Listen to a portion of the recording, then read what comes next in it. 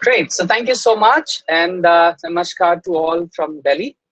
Uh, and I guess people in this group, I can see about 38 people. They are from different parts of the country. Is that correct? Yes, sir. Uh, from 24 different states, sir. Oh, wow. That's so interesting. And I guess we have about an hour and 23 minutes together for discussion. So what I propose is that I will make a quick presentation. I'll not take a lot of time on presentation, but what I'm going to present probably you will find many other places. The idea is not that there's something very unique that I'm going to present, but I'll give a unique perspective to what I'm sharing. And then I would love to hear more from you and have more questions and discussions. Is that okay?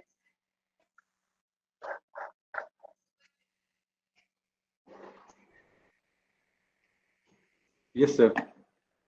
And yeah, dear colleagues, if you all can keep sharing your views or your thoughts or your questions in the chat, I'll be very thankful, because that will give me an idea of that some things are making sense to you. Okay, so let me start. So I have been given this topic, and thanks to another Jyoti sir. He's Jyoti Prakash, I'm Jyoti Kumar. And the topic that I've been given is this human-centered computing. I come from a design background.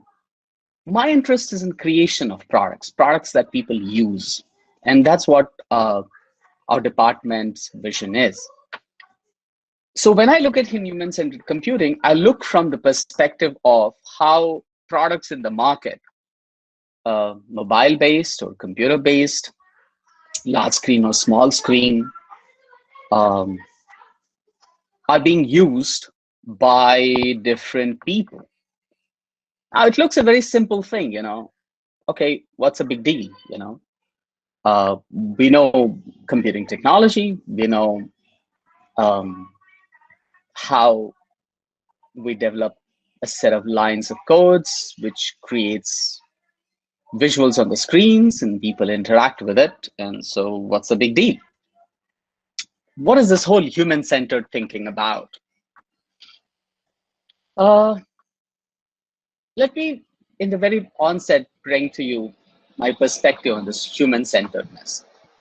See, all products that are created for human have this limitation that the person who's creating the product has to constantly think about the person who's going to use this product. This seems easy, but actually it is not. We human beings have not been designed by nature to understand the other human being completely. Do you agree or not? See, we all have been in relationships, in friendships, and we all are teachers, and we all have been students. There's some kind of a human-to-human relationships we have all enjoyed. And we have faced this difficulty. How difficult it is for us to understand others and others to understand us.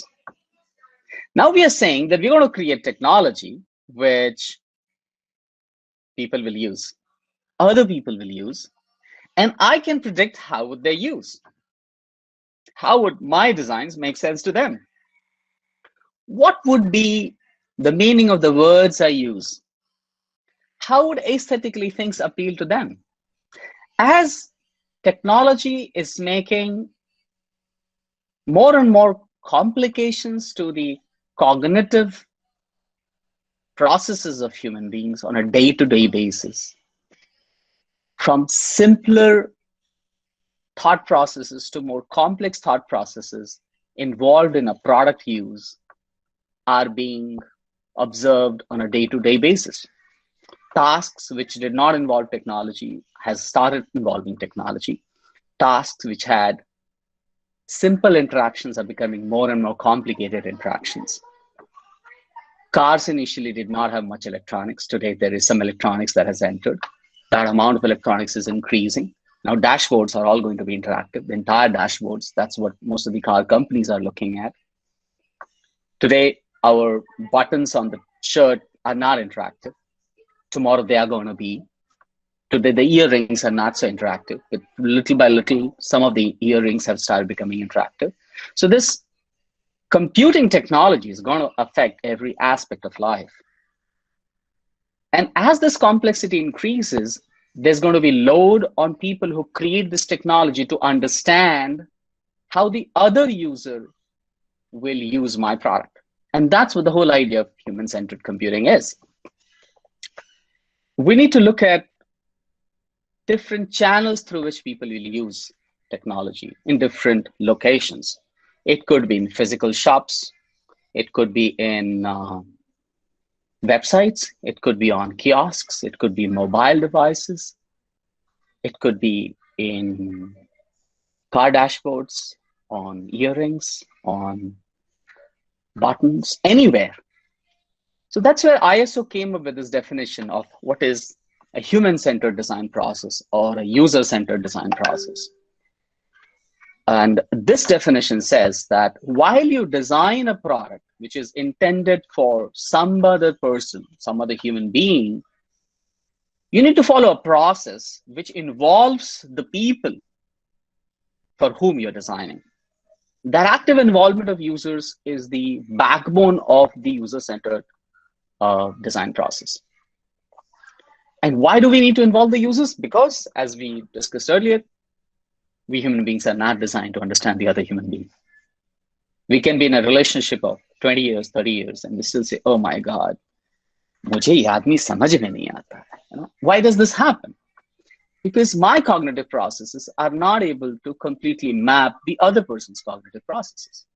So we need concerted, systematic effort to understand another human being's behavior in a context of a task. So that understanding of the tasks, you can see the key words here, understanding the other user's task requirements. And there's a term called allocation of function between users and technology. So that gives us an idea about what behaviors will the human beings do, means which function will get allocated to the human beings and which of them will get allocated to the technology. For example, when you go to an ATM machine, you are expected to take out your ATM card and insert it into the machine. So that's something, that's a function allocated to the human being. But once you've inserted, the technology is supposed to read, make sense, and maybe look at your history of withdrawals and maybe suggest, would you like to take 10,000 that you withdrew last time in the denominations of 500 rupees or something else? So how does the technology become smarter in sensing and understanding my needs and what parts technology is not supposed to sense because of my privacy and because of my privileges? And the last part of this definition, if you're reading, is the iteration of design solutions. Now that's, to my mind, is the heart of the whole thinking process of human-centered design. Nobody can get it right the first time. I mean, that's the beginning heart. The moment I take it for granted that, I know how to design for another users, I know I'll make it very easy, I'm going to go wrong. But the moment I start with, well, I don't know how the other person will think about it. Let me give it a thought. Let me just figure it out. Let me spend time. Then you have started a human-centered design process. The acceptance that this whole process is going to involve people from different disciplines is the other aspect that we need to consider when we are designing products for other human beings. Why multidisciplinary? Human brain can do a lot of work, but not simultaneously. Say, for example, when you are trying to be a cognitive psychologist, simultaneously becoming a coder is difficult. I'm not saying you cannot be, but it's not easy. You have two different lenses through which you're looking at the process. If you're a cognitive psychologist, you look from short-term memory, long-term memory loads, how much the person will have to remember, recall, act, So that's the lens. When you're doing coding, then you start looking at how you develop a more efficient code. How do you put a logic and program it. Now, these are two different ways, two different competencies of looking at the same product. So therefore, one aspect of this human-centered design is we accept its multidisciplinarity. Any thoughts or questions so far? I'm seeing the chat box blank. So I don't know. I mean, had we been meeting physically, I would have been looking at your reactions and then probably reshaping my thoughts and sentences. But in this online environment, it's very difficult for me to make sense. It's almost like, monologue and pretty boring. So may I request you to please put some thoughts or some suggestions so that I get to know you all are there, How do I know?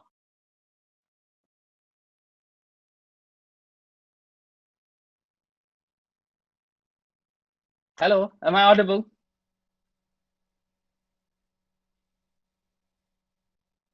Yes, sir, you're audible, sir.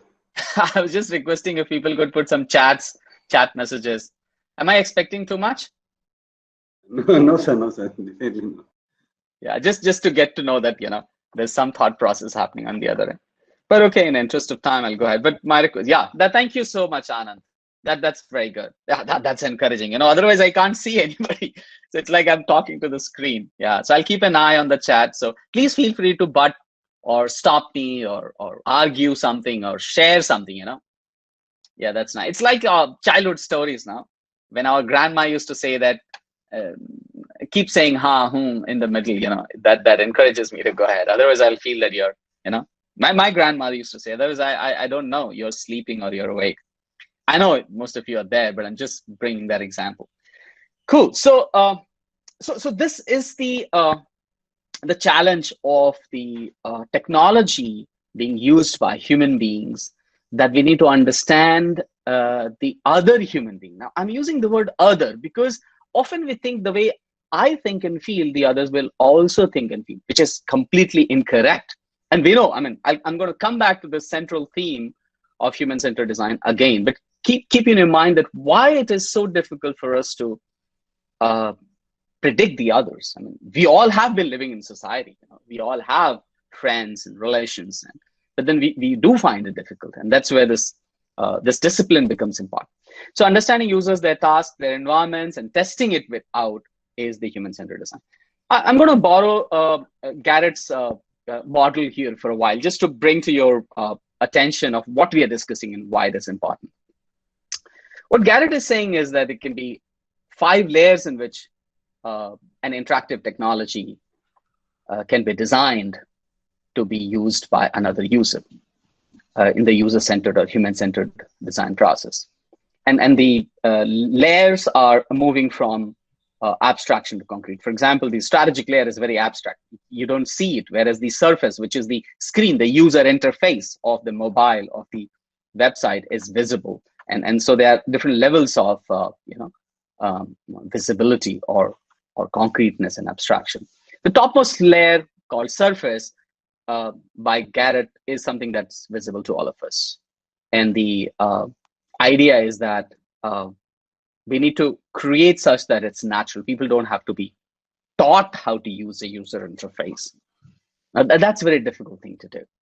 How do I make something so that others find it obvious, others find it easy? One of the things I try in my classroom is that I fold a shirt and I blindfold one of my students and I ask them, imagine that I'm not from your locality. I am an African tribesperson who has never worn a shirt, and you want to help me wear it. But the problem is you can't see me because I'm in Africa and you're here. So how will you help me wear a shirt? And whenever I have tried doing this, nobody can help me wear, because when you're helping someone wear a shirt, you're imagining or assuming a lot of things. For example, that people will understand your terminology. For example, the word button. How would I know button? Say, suppose you're talking to someone else who has never heard the word button. How do you help them button a shirt? And that's the kind of challenge we're facing with technology. If someone has never used an interface and you're expecting them to do something, how would you know that they would click a button, that the word written on the button would make sense to them? So these considerations is what goes into creating the surface. Let's dig deeper, Now, behind everything that makes sense to us, there is a model in our mind, a mental model.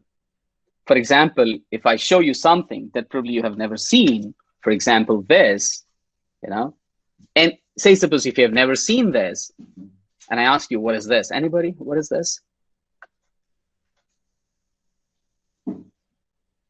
Please speak or write it down. Can you see this on the screen?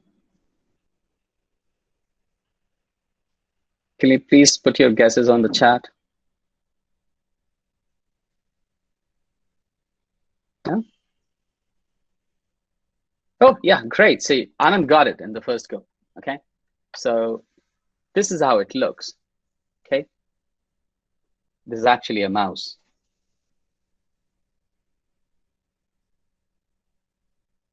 But say, suppose you had never seen this mouse. Will you see it as a mouse? Okay, I'm sorry because of this, it's not looking very good, but yeah, you'll not be able to have, if you have seen it as a mouse, then only you can measure it, or then only you can guess it as a mouse. If I use some other product that if you have never seen, probably some of you can make a guess. What is this? Yeah, the bottom was like a mouse, Anand. I agree with you. Yeah, that's why you could figure it out. But if I had shown the top of it, and I would ask, what is this? I guess most of you who have not used this kind of a mouse will not be able to guess it's a mouse. So something becomes a mouse to you. For example, this is a mouse to you because if you've used Apple mouse, then it's an Apple mouse to you. If you've not used a mouse, things make sense to you because, yes, Dr. Rebecca, I agree, So it may appear like a joystick to some people. It's actually a mouse. It's not a joystick. So things make sense to you. But if I ask you, what is this?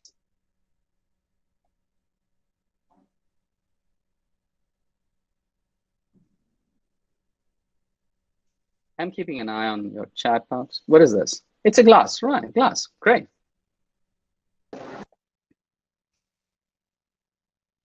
So it's very easy because you have seen a glass.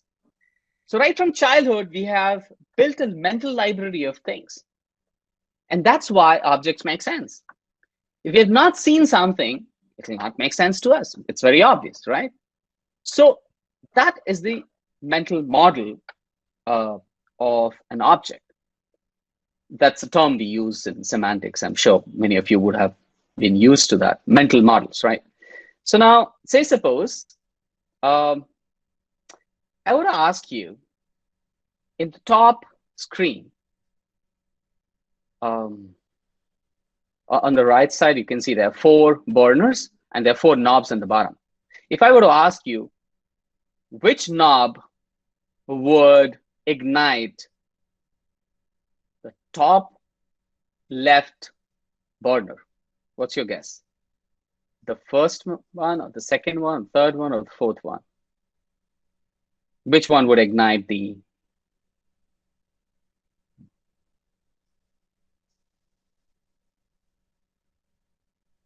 bottom one? So I'm asking, say suppose, let me try and draw. Say suppose I want to ignite this particular burner. So which one of these knobs would ignite it? Say suppose this is a gas stove. It's actually design of a gas stove. So which of these 4 knobs? The first one, the second one, third one, and the fourth one. The fourth one? Vijay says fourth one.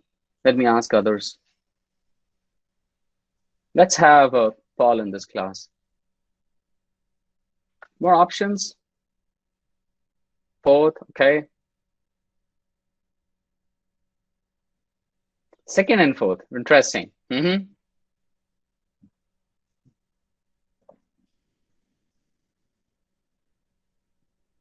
Any more options?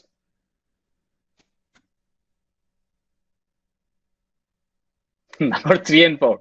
Anand, would you like to speak? Because you're giving all 4 options.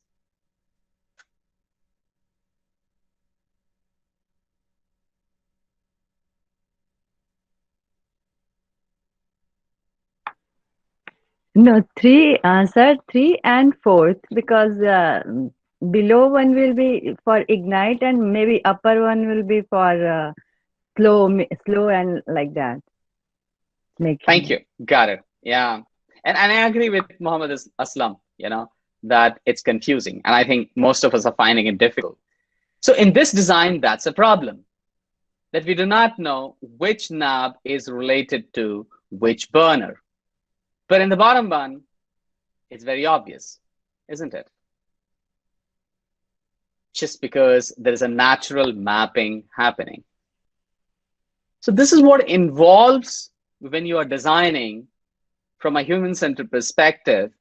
We look into the cognition, the motor response, and the interactions, depending on the kind of technology we are using. So when we're using keyboard versus touch versus multi-touch versus gesture. So once you choose a certain technology, it'll require us to do this thinking of what would make sense to people. In interest of time, let me first complete what I have to share, but then I would keep an eye on the chat, So please feel free to write down your comments, and then we start more of discussion, okay? Below the surface is the skeleton, the idea of interactive boxes and buttons. And below that is a structure of what page comes after which upon clicking which. And below that is the strategy, where we are looking at who's my market, who's the user segment, and what's their level of expertise in using something. Now, on the next slide, I'm asking you to read this paragraph. Can you please read it aloud? Anybody? You can switch on your mic and read this paragraph. Can I read it? Sure, please. According to a research at Cambridge University, it doesn't matter in what order the letters in a word are. The only important thing is that the first and last letters be at the right place. The rest can be a total mess, and you can still read it without problem. This is because the human mind doesn't read every letter by itself, but the word as a whole. Thank you so much. So you realize that you have read the whole paragraph where most of the words are not written correctly. These spellings have all been jumbled up. But still we are able to make sense of this because the human perception is not as systematic as we may like to think. Human perception jumps across. What do I mean by jumps across? See, we came from nature. In nature, survival was the instinct. And we had to hunt for our food and run away from predators. If we were looking at every alphabet to read the text, that perceptual mechanism would force us to look at every leaf of the tree in order to process it's a tree. But actually, we don't look at every leaf. We look at one part of the tree and another part, and the tree is done. We look at one part of the tiger, another, and it's done. In fact, you never look at the whole tiger because that will be too late.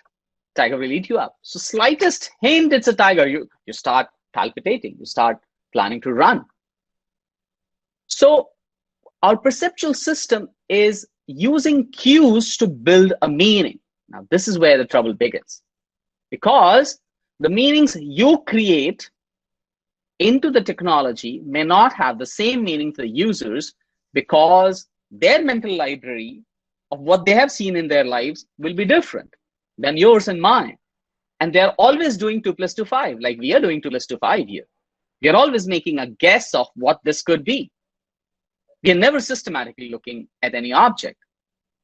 And understanding this process of the user would require, I think I'll skip, would require us to also look at how information is processed in a human being.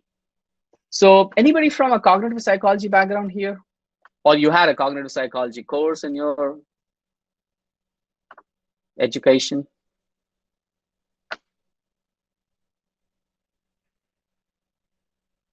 Nobody? Okay, then I may just quickly share this aspect with you that we human beings have 3 layers of memory. And this was at the base of development of 3 layers of memory in computers. Because the idea initially when computers started developing was to mimic a human being. The goal was that we'll create a replacement for human brain through a computer. Like the way our goal was to create a machine to replace the human muscle activity. So we had thought of replicating the human information processing model by creating hard disk, which is a long-term memory, RAM, which is like a short-term memory, and sensor memory, which is roughly like the graphics memory. So sensory memory is the snippets of information that's coming from the senses. Short-term memory is where the meaning is being created. As I'm speaking, the sounds that I'm speaking, that is your sensory memory. It's picking up those sensory memory. Your ears are picking up that information. And short-term memory is where the sentences are being processed as I'm speaking. And long-term memory is where you're drawing the meanings of the words that I'm speaking. So you must have learned English language and the words of the English language to make sense of what I'm speaking. That's coming from the long-term memory. Now, why are we discussing this? Because the human-centered technology essentially requires us to design for this architecture, where people have stored mental models of interactive technology in their long-term memory because of their prior exposure, because of their prior learning. And from the senses, the information is flying into their short-term memory. And the two interact in the short-term memory. Now, short-term memory is limited. Typically, we have got about 5 to 9 pieces of information that can be simultaneously processed. And latest research says that short-term memory is decreasing because of excessive usages. And long-term memory is not reliable because there is interferences and partial storages. What I mean by interference is that when you watch one movie and second movie and third movie, and you start narrating the story, parts of the story you forget. So it's a partial storage. And interference is that one movie's story may get mixed up with another movie's story. That's interference. So we are dealing with human beings who are not perfect, who do not have a long-term memory, which is exactly like hard disk. Hard disk, you put any search, it gives you back. Human beings don't have a hard disk. And it's good they don't have a hard disk because so far it has not happened with any human being that he or she got up one day morning and the brain says, sorry, your hard disk is full. So the way the neurons store information is in approximations, and it's in pathways of neurons. So you're always recreating an experience. You're always recreating a meaning. Now, this approximation makes human-centered technology even more difficult. So it's easier to design a technology which is going to be used by the computer. For example, when you're writing a code, your code is going to be made sense by the computer. It'll always make sense as long as it has that interpreter running at the back. But the human interpreter, it may not make sense because the humans are working through approximation because of this whole information processing system. Hence, what is it that we are expected to do? So next slide, I'm going to make it full screen. I hope this is visible to you.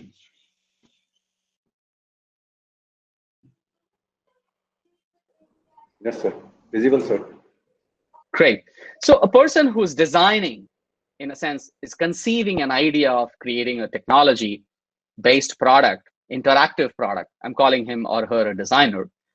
What way does he or she begin with? He or she imagines how my users, when using the product, would make sense of my design. And that is called as a designer's mental model or the user's mental model. Which means you are making a guess of how my users will make a guess when they see my product.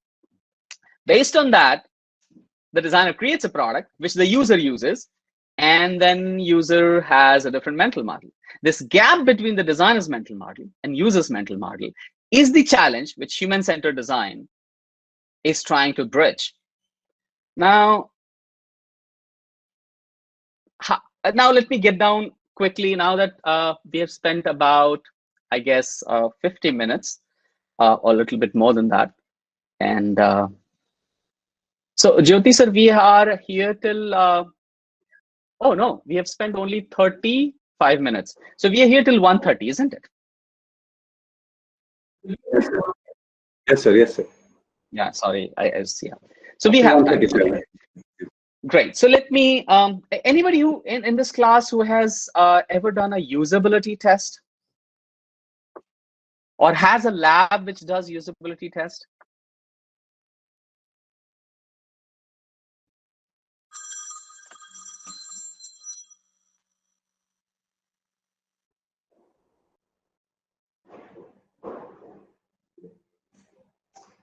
Sir, maybe you can give some example on that test, then they might understand.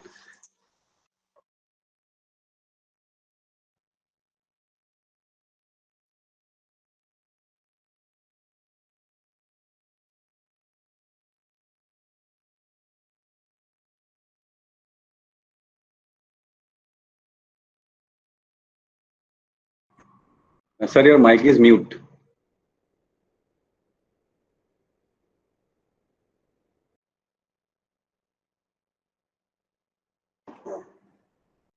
Jyoti sir, your mic is mute, sir.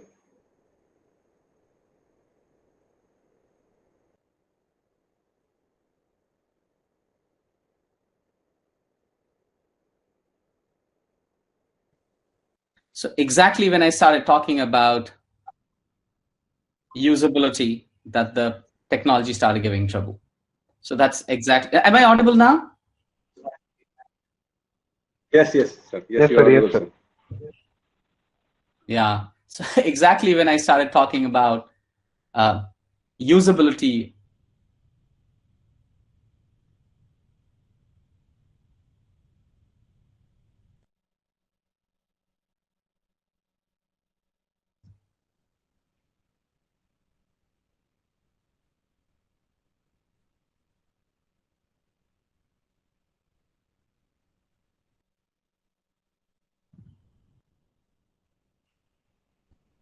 so this is exactly what we mean by usability, how easy it is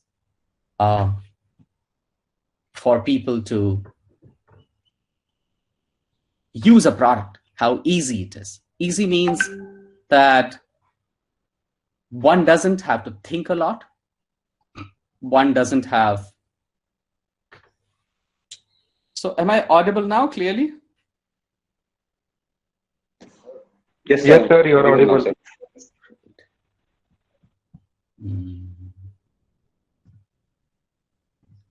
Seems there was some problem with my.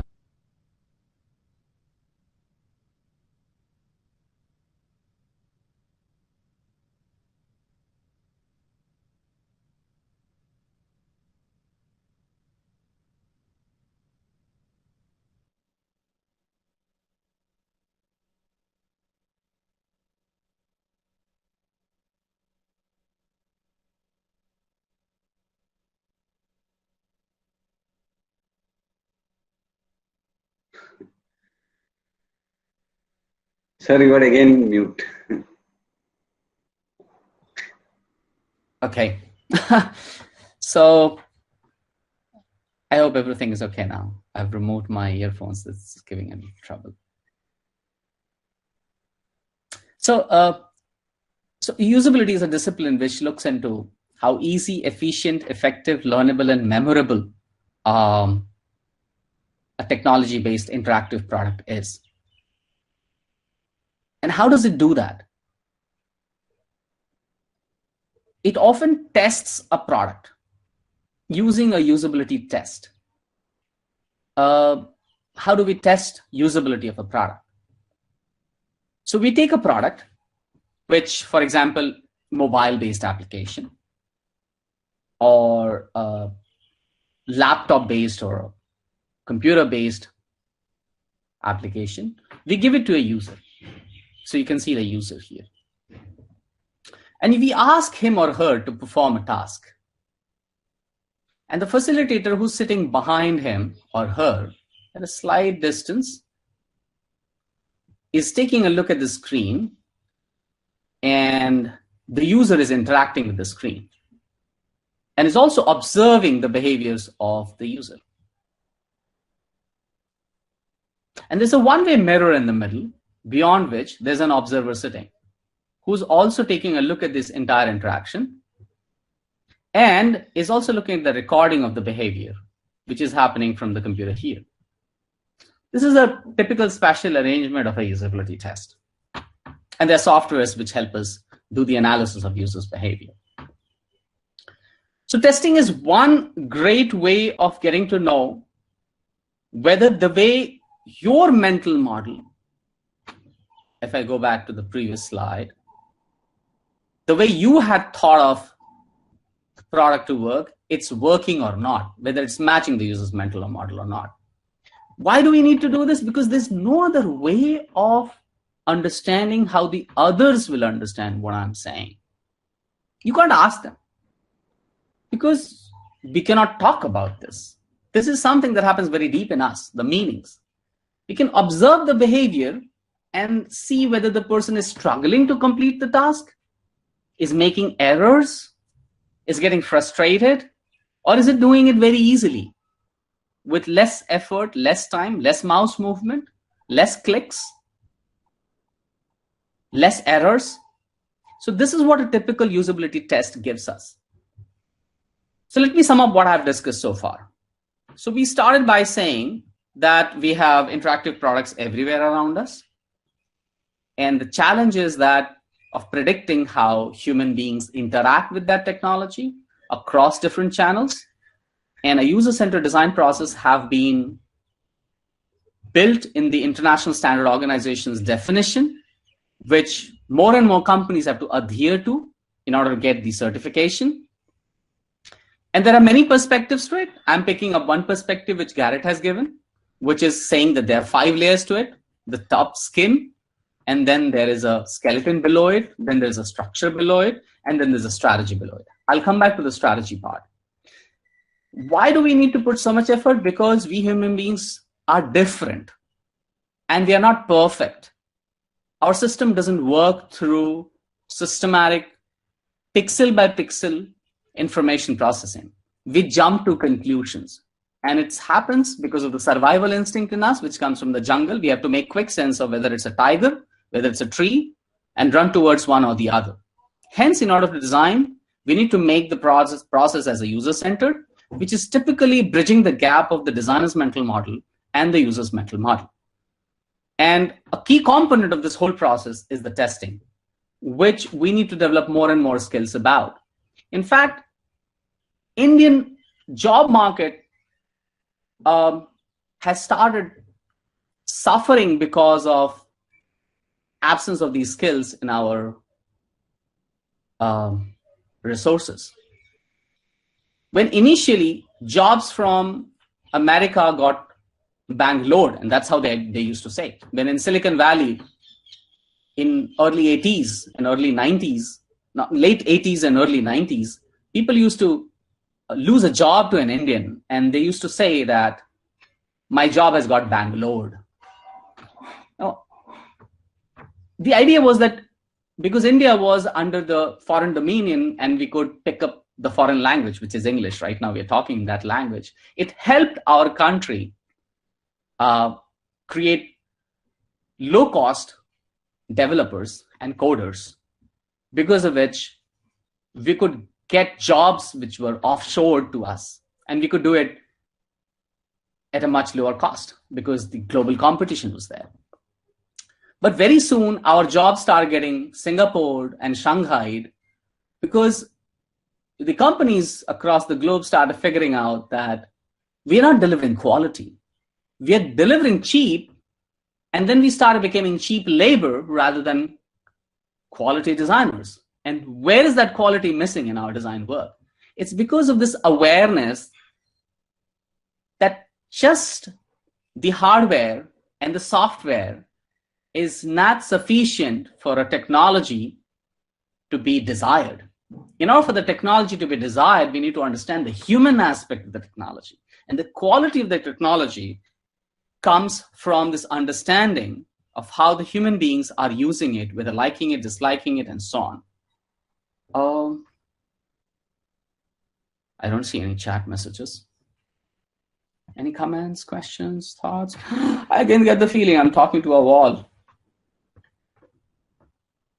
Any comments? Do you guys agree with what I just shared?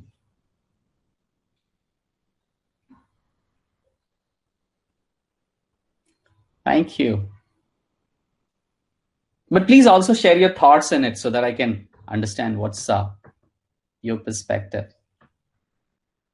Thank you, Mahalakshmi. Thank you, Anand.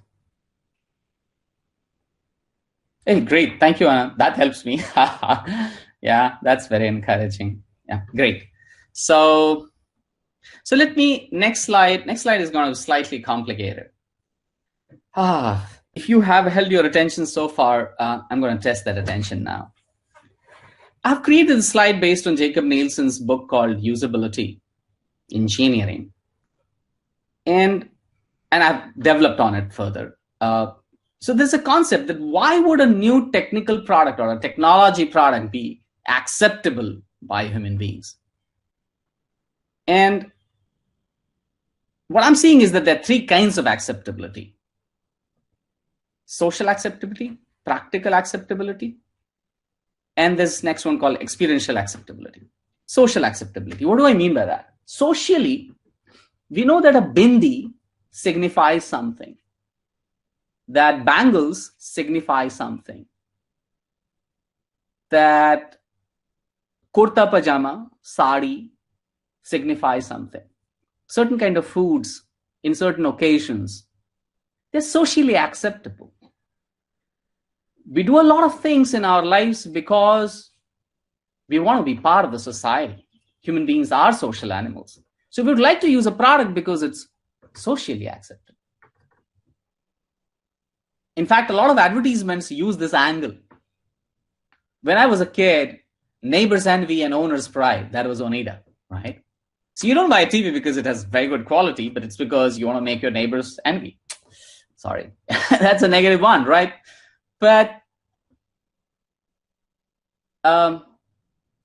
Hawkins, Joe, the one who loves his wife, why won't he buy a Hawkins? That was the slogan. And many such, they try and appeal, like shampoos and soaps and many such products. You see the angle that is being brought into is that it's socially acceptable. The other one is practical. Practical means cost, compatibility, usefulness, reliability, safety, and you can add a few more. Within the usefulness is where the usability sets in. So usefulness will have two aspects. One is utility and usability. And this is Jacob Nielsen's perspective. Utility means, can it do something for me? When you're trying to hammer a nail on the wall because you want to hang something, a calendar probably, even a piece of stone has the utility, or a piece of bread, but it's not very usable. So utility, usability are therefore slightly separate. Utility is that, yes, it can do something. Usability is can do it easily, efficiently, effectively, with fewer errors, with fewer pain.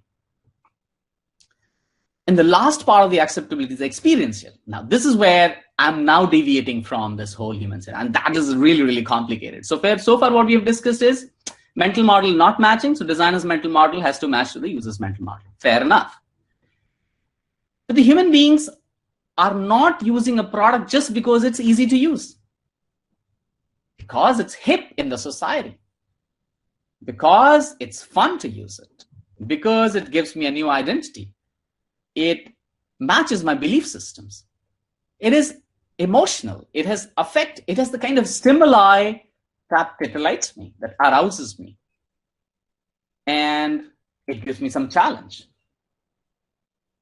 So experiential acceptability today is dominating technology products more than just practical acceptability. And this is the point I wanted to make. Now, What do I mean by experiential acceptability? Just give me a little bit more time to explain this. People in the West, and now also in the East, go for rock shows. What is it that makes them go? Because it's very easy, efficient, effective. What is it that you get when you go to a rock show? And I'm talking remotely in Guwahati University. Guwahati and Shillong have a good rock culture, isn't it, Jyoti sir? Yes, sir. There's a good rock culture in Guwahati coming up now. Yes, sir. And I don't know Yes, about sir. It is there only. Yeah, and Shillong is a big hub. Yes, sir. It is a big hub. So why is it that these young kids go for a rock show?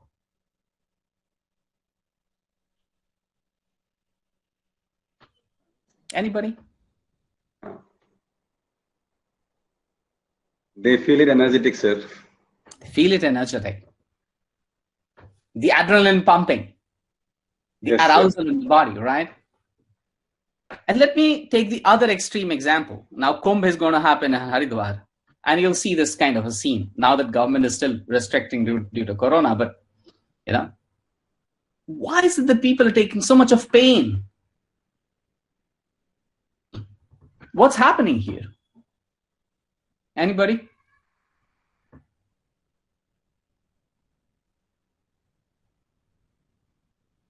Belief. Belief, yes. And isn't that belief a very emotional identity? Yes. It gives me a respect for myself. I have a belief, if I'm this, I'm good. So this is very weird about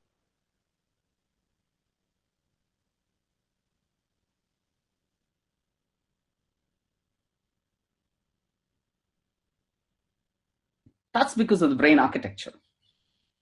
In the center of the brain, there is an organ called amygdala. Now, this is the guy who's responsible for the emotions. And in the nature, a tiger was being processed with much more attention than probably leaves of the tree, and your heart started pumping because this amygdala got into action. So we are designed to be emotional creatures. And that's what today's technology is capitalizing on. If you just show some product, it doesn't sell. When you bring an emotional aspect to it, and that's what Pavlov discovered, that you can create a meaning into a product by showing some other stimulus along with it. And this comes from his famous experiments with dogs and conditioning the dogs to salivate on, say, suppose a bell rather than just the food. Naturally, we are all programmed to salivate on food, but when you ring a bell, give the food, ring a bell, give the food, ring the bell, give the food, and do it 100 times, whenever you ring the bell, the dog starts salivating. So when you show Aishwarya and show the Coke, Aishwarya, Coke, Aishwarya, Coke, Aishwarya, and that's my teenage days, you know. I don't know, there must be something new going on right now. Then whenever you show Coke, you start thinking about Aishwarya. It's the same thing. Because we are animal at that level, and we can be programmed to behave in a certain way. And more technology is using that mechanism to find a seducible moment in technology used to create a new meaning in lives of people. And technology becomes more and more enjoyable because whenever a level of arousal is given to a person, their performance improves to a certain degree. So we all know, I mean, you are all teachers. If you do not put a stress on the students, they will not learn anything. But if you put too much of stress and the task is complex, then the learning doesn't happen. They somehow submit the assignment. And that is Yerkes-Dodson law. So consideration of how human beings' emotional system works and creating optimum amount of stress and arousal and stimulation makes a technology more desirable. Now I guess I have given you enough food for thought and discussion. So I'll stop here. And now I want to have a discussion. So the floor is open for a discussion. You can choose to unmute and speak, or you can choose to type your message, whatever that we prefer. I'm taking a drink break.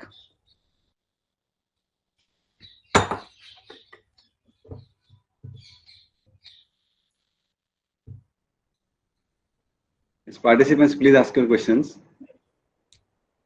Or you can give a comment also. I'm okay with it. Yeah.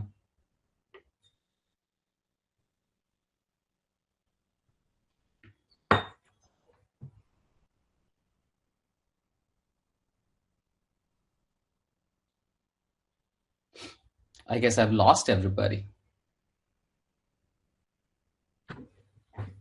And now we have 70 people. Oh my God. When we started, it was only 39.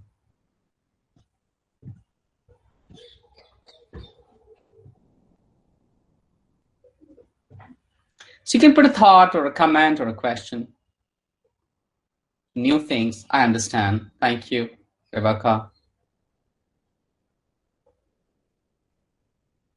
But yeah, please, because in a physical setup, I would be able to look at your reactions and faces and I would know, oh my God, this is not making sense to him or her. But in this setup, I'll not be able. So please help me. If you share a few things and say, hey, this doesn't make sense to me, or I don't agree to this, then that will make my life easy. Hello, sir. The question is, yeah, please. In the first graph, when the task is simple, the performance is good. But when the task is complex and level of arousal is high, then also the performance is not acceptable. Sir, can you please come again? When the task is simple, the performance as well as the level of arousal is good. Okay. But when the task is complex, when we give arousal, then also the performance is not up to the mark. Oh, now I get it. You're looking at this part, right? You're comparing here. Yes, sir. Yes, sir. Okay, good. So thank you so much. Thank you so much. That helps me. See,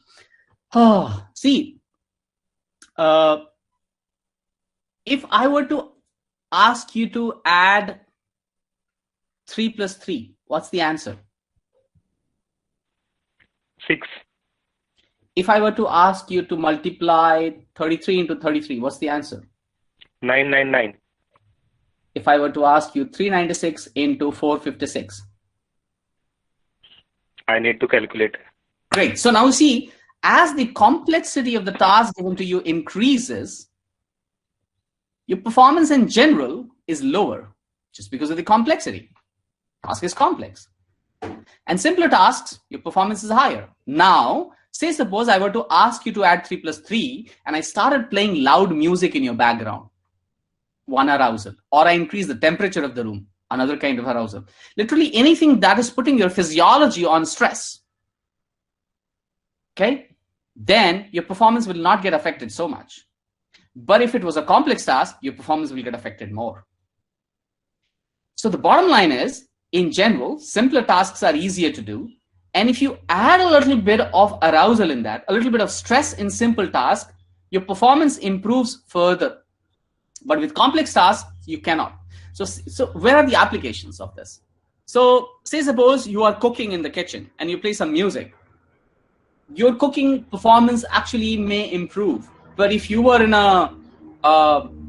say for example, a setup like this, where you're looking at air traffic control and at an airport, and if you play some music, forget about rock music, even if you play a little bit of music, it'll affect the performance of the person. So for complex tasks, you should not stress the person. For simple tasks, you should stress the person. So that's why if you want shop floor employees to perform better, you should have stressors. If you're giving simple tasks to students, and if you put stressors, their performance will improve. But if you have complex tasks, then you should make it easy for the person, and the performance will be better. Is it making sense to you or not?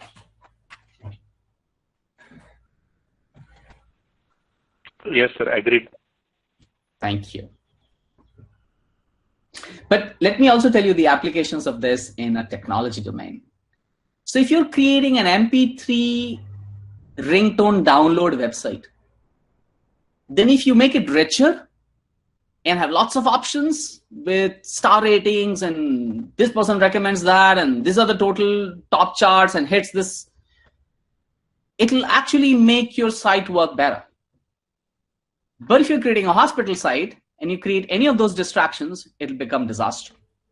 So hospital site has to be very neat and clean and easy, because the purpose for which one is coming to this site is already very complex.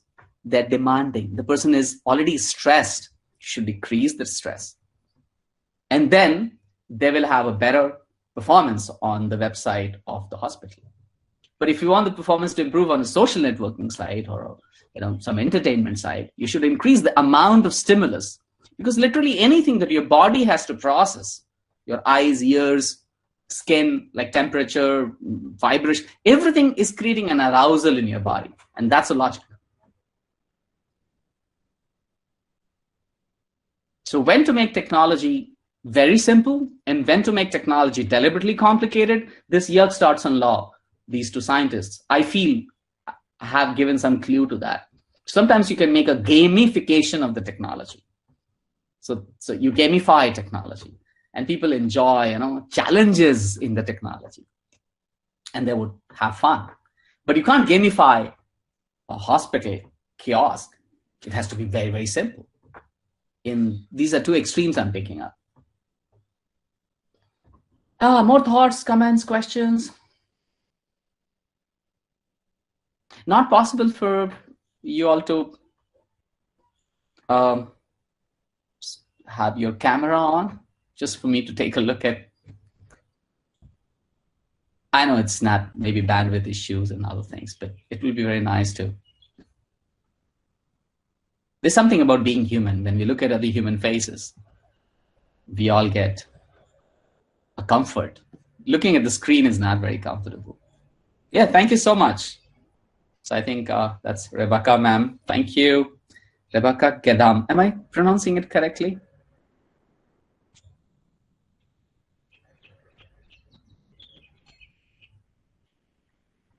Thank you, Dinesh Mirajkar.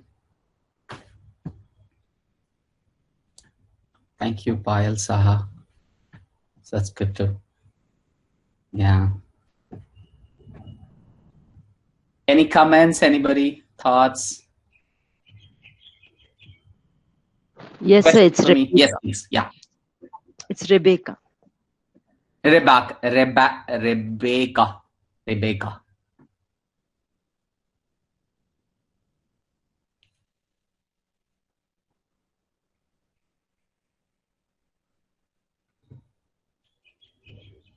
Purva-Jyoti Bhagavati. Questions? Thoughts?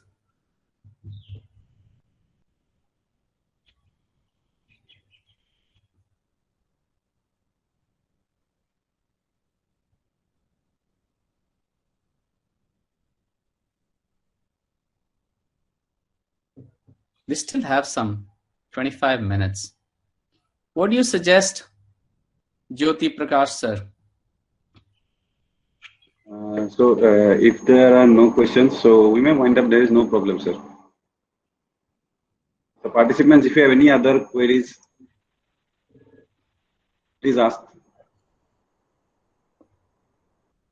Anything we can discuss. There's no problem. It could be from the topic, outside the topic. I'm okay.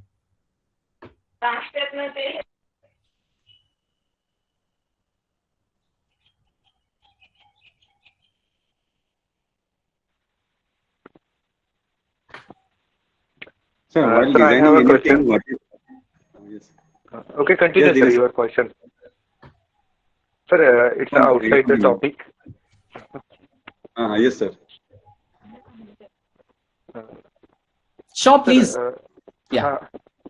When we are thinking of a designing, okay, nowadays, we are observing that everything, whatever we are designing, it may be car, it may be fan or anything, or it may be a vehicle. So everything comes to the nature. Okay, how it appears in the nature, that thing we are giving it to the designing part. Mm-hmm. So what we are trying to do is that we are bringing the natural thing which are there as a artificially. Very nice point. Yeah, yeah. So why we are doing all these things ultimately? Brilliant. Wow. Thank you so much for this thought.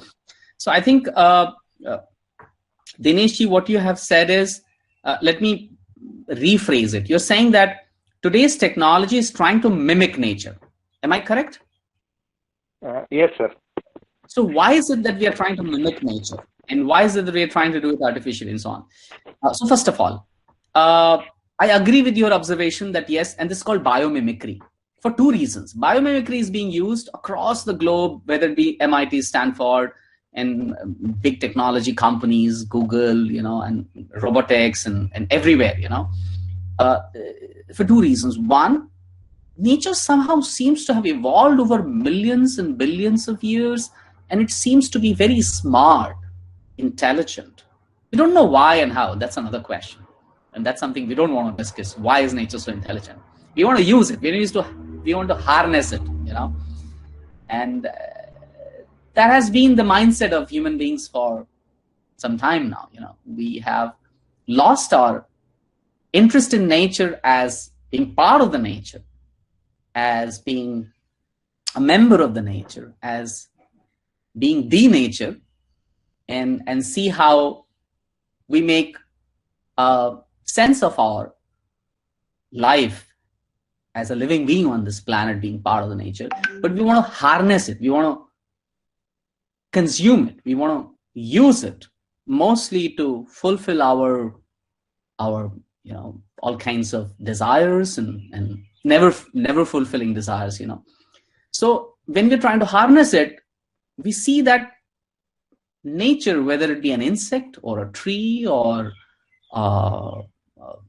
anything you pick up, or human brain or anything, it has, like today when you look at artificial intelligence, it's trying to mimic natural intelligence, and it has yet not been able to do that, right?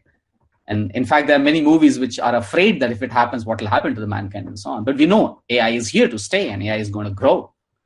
And artificial intelligence is a mimicry of natural intelligence, which is there in the whole of the creation, at least the nature, that we see, observe around us. So that's one way in which we are trying to mimic nature, is to harness it.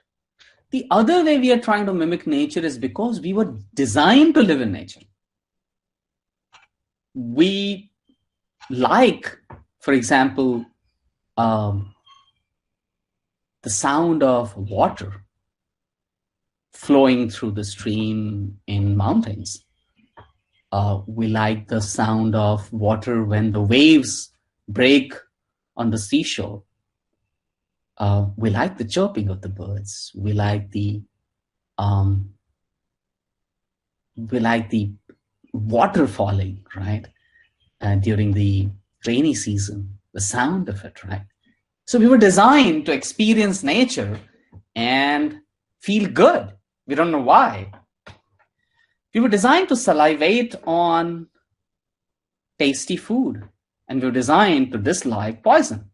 We don't know why. We were designed to like each other. So, for example, when you look at a beautifully looking person, you feel good. You don't know why. Of course, you have to tell yourself, no, not good to look at, whatever, depending on the kind of culture you come from.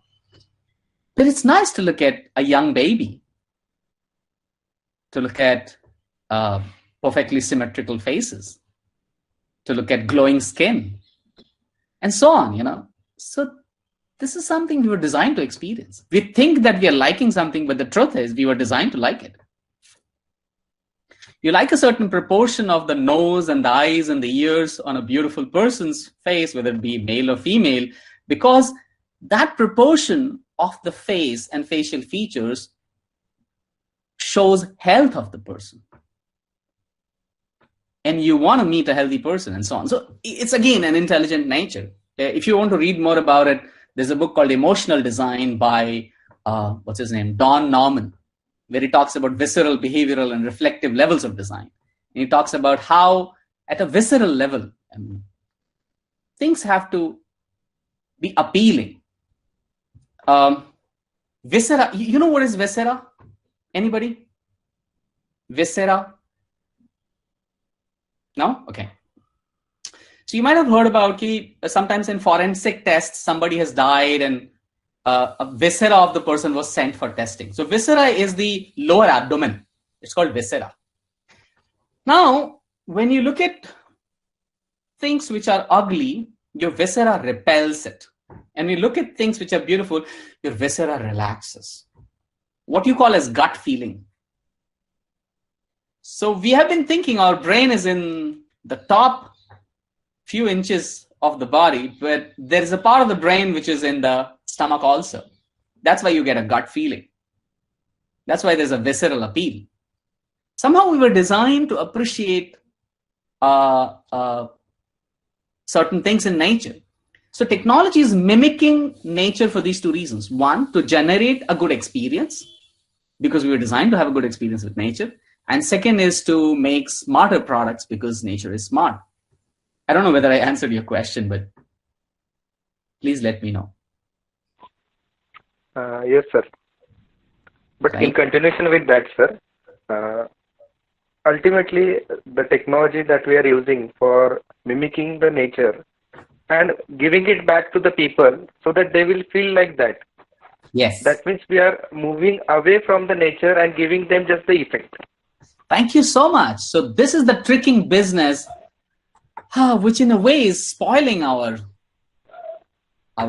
planet. But then there are two things in it. If you don't do that,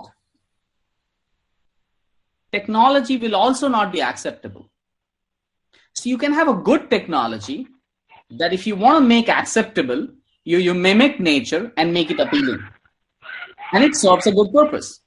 Often in my class, I give an example that, say, suppose a mother is trying to persuade the kid to drink milk. The kid will say, no, I don't want to drink milk. But if the mother says, say yesterday, your neighbor kid, no, he defeated you in the race. Today, if you drink this milk, you will be able to win the race. Kid says, yes, it drinks the milk. Of course, mother knows by drinking the milk, the kid will not be able to defeat the race today. But she knows that this is important for me to persuade the kid because it's in the benefit of the kid. So I'm using this example to say that sometimes the technology, the way it is designed, can become persuasive to get good responses, desirable responses from your users. And then the usage of, beautification, user experience design, I feel is justified. But the same can also be used to trick people to kill them. For example, Hitler convinced Germans that Jews are dirt on earth. They are bad people and you should kill them. And then more and more people started getting pleasure in killing them. And that's how Hitler could have organized large-scale massacres and concentration camps, and how ugly that whole demonstration of hatred of one human being against. And that design is being done across the society today as well, because we human beings are susceptible to it. We do not have a perfect sense of milk being right to us for drinking. So anybody can manipulate us. We can be manipulated through design to take poison. Coke, when people drink for the first time, and kids, most of the kids repel it because the esophagus was not designed to absorb dissolved carbon dioxide in sugary water. In fact, it doesn't do any good to our system. It does more harm to the health. So esophagus repels it. So when people drink Coke for the first time as a kid, they feel it, oh my God, it's not good. But then there's so much of advertisement going on that becomes socially desirable. When you have actors and actresses selling Coke and Pepsi and all these soft drinks, and why only soft drinks? You have cigarettes and you have got many, many more things then people think that this is desirable. So this is by design, we are manipulating people's natural behavior and natural instinct to establish business, to probably push some political cause and so on. So, but this is part of being a human being, because we do not have a perfect sense. I mean, we are not dealing with Buddhas who cannot be titillated by sensations or stimuli in arousals or persuasions. We are dealing with normal human beings who want to feel happy by something, and then you can play with them through this kind of design. So that's the ugly side of design. But there's a good side of design, that you can elicit good behavior. So that's a policy and strategic decision that time to time societies will have to take. I don't know whether I added any fuel to your thought or not, but this is something to be deliberate. In fact, one of my PhD students currently is looking into this whole aspect of the ethics of technology design. And she's a very bright student, and we are looking at how do we bring out some information to the society about, especially in Indian context, of how do we, in a way, inform people and maybe inform policymakers about the ethical aspects of persuasion and manipulation through design. So I guess people are already leaving the meeting. So maybe we'll have to stop. Yeah? Yeah. Hello. Good afternoon, sir. This is Natarajan from Bangalore, Reva University. Sir, I would like to draw your attention back to the example which you have quoted earlier. Just you mentioned about numerical calculation, like say, for example, you mentioned 33 into 3, 99. And you gave the amount of time that is required to calculate that is maybe hardly few seconds. And again, you asked one more example, maybe 453 into 798. Obviously, a human being requires an extra amount of time than the first example. But that may not be true with the system. If, say, for example, a processor used to implement that, the processor takes the same amount of time to calculate the first example as well as the second example also. And when we are using the same processor for human-computer interface, how do you comment on this aspect? Okay, so I guess we are now comparing the human information processor to the computer information processor, isn't it? Yeah. Yes. Okay. Yes. So both of them work the same way. They have they take small chunks of information and process it one by one. So even a human being, when we are looking at a complex multiplication, we are not able to do it together, the entire multiplication. We take small parts and then slowly we progress towards that. So we break a complex problem into smaller chunks and then solve it. And same computer also does. Now computer today is a faster information processor than a human being, because the human information processor has not evolved in last 1 million years. It has remained the same. And it's a natural information processor. It's a bio-based information processor. It works through connections in neurons. So neurons, I think that will take a lot of time for us to discuss. But if you go into details of how the neurons process information. So neurons have synaptic junctions where information is stored because of the proximity of the neural connections. Now, this is operated by firing the set of neurons again and again and again, and that's how you're breaking large complex problems into smaller parts. In the chip on the computer board, what you have done is you have converted all the multiplication probably into additions and into gates and NOR gates, and then you're combining it. But the evolution of computers in last 200 years or so has been phenomenal. So the processes are becoming faster and faster and faster, okay? So the human information processor has remained same. And in fact, in some places, it's weakening because of excessive usage, whereas the computer information processing is increasing. Therefore, the design suggestions or design philosophy is how do we allocate more and more information processing tasks to the computer and relieve the human beings?